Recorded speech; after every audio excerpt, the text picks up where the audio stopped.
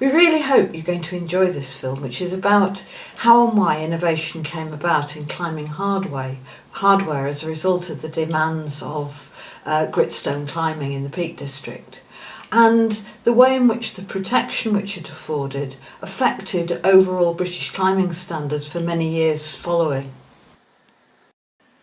In the so-called golden age of alpine mountaineering in the mid-19th century, British dominated as first ascensionists.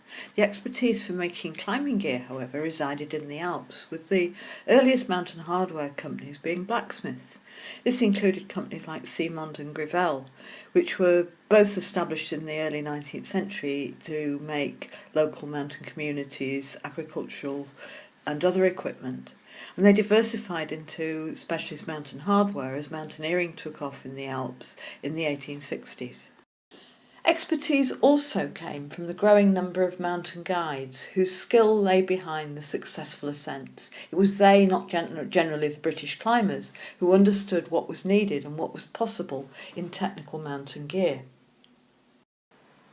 The growth of technical climbing, first in Saxony and then in the limestone regions in the Eastern Alps, created new climbing needs for artificial aids, including pitons and carabiners in the late 19th century.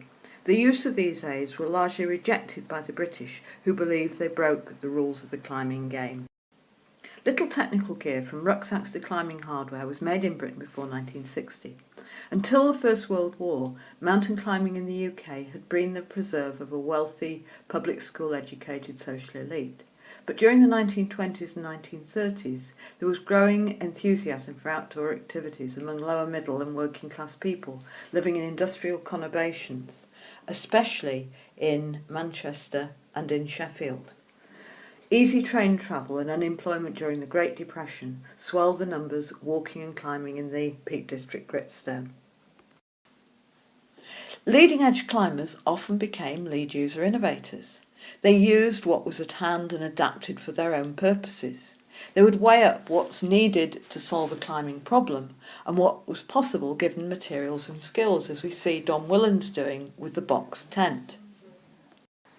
Working class lead user innovators in the Peak District identified new climbing and equipment needs. They were socially and geographically separate from the established climbing elite, and so they did not know what they were not supposed to do. The rock and conditions were different from North Wales and the lakes where the elite climbed, and this led them to develop protective gear which significantly raised standards. John Brailsford is just such a lead user innovator. An orphan from Sheffield, he was introduced to the outdoors by the Scouts and through Outward Bound, and was apprenticed to a Sheffield steel company. His experience of the craftsmanship of steel making has stayed with him for life. Nuts were an alternative to the piton and didn't damage the rock. The origin was simple and came from the practice of using small rocks to jam the rope to avoid untying and retying on climbs. Many climbers worked in engineering works and collected nuts from work, and even the Snowdon Mountain Railway. Exactly who originated the machining of engineering nuts into climbing nuts is unclear, but the first manufactured nut was made by John Brailsford. The nut raised climbing standards in Britain, as previously standards had been constrained by lack of protection. Here John Brailsford tells Mike Parsons the story of the acorn and the moac, the first manufactured nut. Because partly we started climbing in the quarries and there weren't as many natural threads because it was rock that had been worked. But what there were these cracks such as Limpopo Groove and Great Harry. They had these little keyhole-shaped holes in them. So if you got something to drop in the keyhole, you could easily get it out again. That is, you think you could get it out again. And if you got 2 or 3 of these things in, then you were bomb-proof. And they were much better and much less fiddly than like placing either machine nuts or placing pebbles. And it just struck me that these things gave you 2 options: the nut and the acorn itself. And so do you actually go on the lathe and do it yourself, or do you? No, I did them all myself on the lathe at school. Yeah. and just made different sizes from So, about at this point you were working at school, you I were was teaching teaching. craft. Yeah, I was teaching craft. You're teaching crafts and black things, so you actually turned the aluminium bar yourself. Yeah. Yeah. Aluminium, brass, Tufnell, whatever. Yeah. And we just tried them. I mean, in 61, it was obvious that there was going to be a move with the machine nuts already there to use some form of metal device which would go in. And the disadvantage of machine nuts is to stick and they'd turn and they'd wedge or they wouldn't seat properly.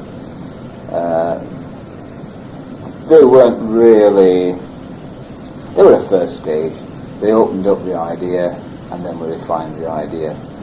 But the acorn was a different thing insofar as you passed both transverse swing through and you had the nut on the end as well. It was much more compact, it threaded easier, and just generally speaking it was an improvement all round. And then when we started climbing more of the peg routes, which had been done by using wooden wedges, for example. Wooden wedge was basically a hand jam width, and you couldn't get an acorn wide enough to go into a hand jam crack width, or to something bigger. And the more accurate an inch and a half you could get in most hand jam cracks at some point or another, and they seated well, they were easy to get out, they were bomb proof. You felt a lot of confidence. And so things the like acorn was designed for little finger cracks. yeah, it was more for finger cracks. More for finger cracks. Yes. In limestone. Both limestone or gritstone. Yeah. And when I say we started doing routes on Millstone and Lawrenceville 3, then obviously they really needed something wider, and the mic was the answer. And you could literally make yourself bomb proof on cracks, which meant you could actually do routes that had longer crack sections, and even if you were lay back and you pirouetted off, what the hell? I mean, you've got a good run around, but you didn't. John Brailsford was supporting master craftsmen for other gear designers and manufacturers. These included Clogwyn climbing gear, and he also received a royalty from Mo Antoine's Snowdon Mouldings on the Curver axe for many years. Many individual climbers in the early 1970s who were in urgent need of a new axe with a curved pick willingly paid him 4 and 6, or £2.95 in real terms today, to have their old one altered and retempered.